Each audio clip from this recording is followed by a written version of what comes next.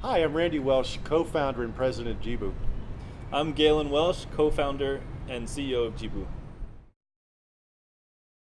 We co-founded JIBU in 2012, and we sort of both came at it from different sides. So I'll explain my side and then let him explain his. But I had studied international development at university and then joined the Peace Corps in Morocco. And I lived in a village and worked closely with my counterparts there.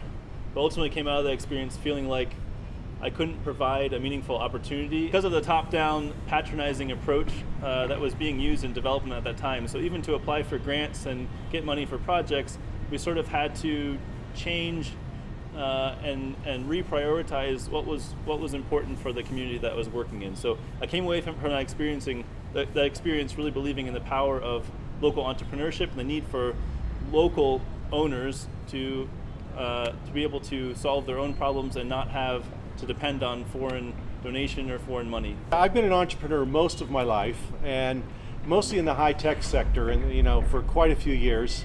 And in 2010, sold a business, and all through my career also, I've been very involved in the nonprofit sector on boards, mostly focused on international leadership development with a focus in Africa, actually, specifically.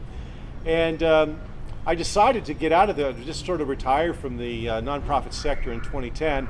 And the way I look at it is I needed to integrate both halves of my brain. I came to the conclusion from being on the boards and all the things I'd seen that donations alone rarely reach the roots of some of the challenges that most people face, particularly poverty issues in the emerging markets, and there needed to be a better approach to it. So for a short stint, I was consulting with World Vision, who was attempting to find out why many of their water projects were they weren't sustainable. They weren't lasting more than a few years.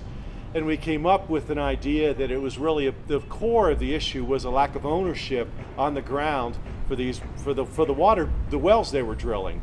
So after that point, Galen was coming back from the Peace Corps, and I said it first. He said it first. He said I said it first. Why don't we try something together? So we end up launching JIBU in the summer of 2012. We didn't really know what we were launching or even doing. All we knew was the guiding principle that it needed to be local ownership, needed to be based on a sustainable business model.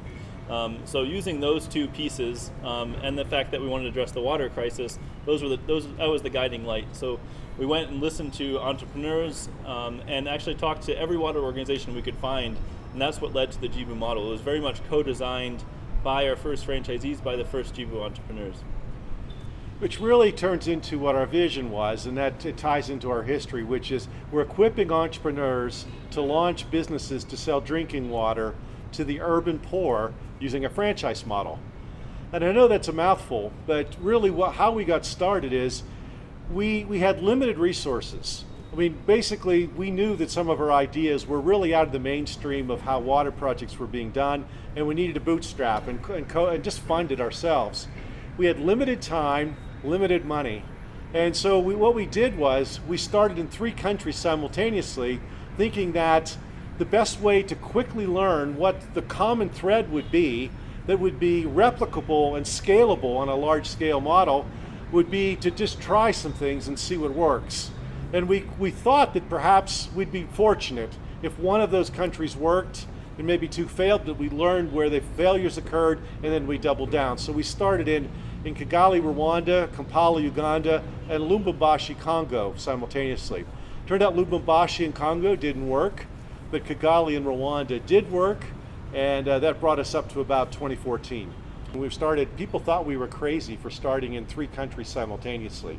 But one of the things we were trying to get to was we wanted to avoid a false positive. In other words, if we started in 1 country and been successful, we could have thought we really had something and that it wouldn't have been replicable to other countries. Or if we just started in 1 country and failed, we might have thought this is a bad idea.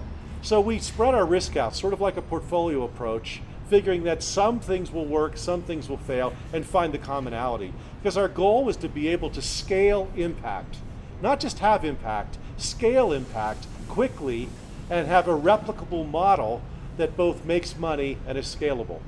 Something else too, people said, you have to be in the rural areas and let people just bring their bottles and fill it. And we always thought, first off, why would you put good water in a dirty bottle?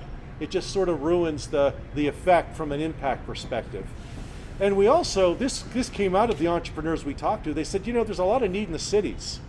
Why don't you go to the cities and look at it? And that really was it's a really big key to our business model, is the population density that we can get in the cities. And the cities are very underserved, and many people cannot afford to drink safe water every day. And so that's a lot of our target market, is that middle of the pyramid, so to speak, that can afford safe water once in a while, but not every day.